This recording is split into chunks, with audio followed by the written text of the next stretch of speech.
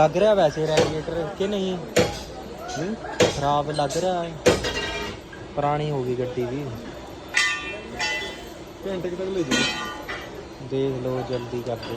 ਹਾਂ ਹਾਂ ਤੁਹਾਨੂੰ ਕਿਹਾ ਤਾਂ ਘੰਟੇ ਤੱਕ ਲੈ ਜੀ। ਮੈਂ ਕਿਹਾ ਲੈ ਹੀ ਜਾਂਦਾ ਨਹੀਂ ਪਤਾ ਕਿਆ ਦੇਖਿਆ, ਹੁਣ ਮੁੰਡੇ ਨੇ ਆਣਾ, ਉਹਨੇ ਰੋਟੀ ਖਾਣ ਜਾਣਾ, ਮੈਂ ਜਾਨੂੰ ਫਿਰ ਰੋਟੀ ਵੀ ਖਾਣੀ ਹੈ, ਕਰਾ ਦਿੰਦੇ ਕਰਨਾ ਗਿਆ ਫਿਰ ਖਾ ਲੈਂਦਾ।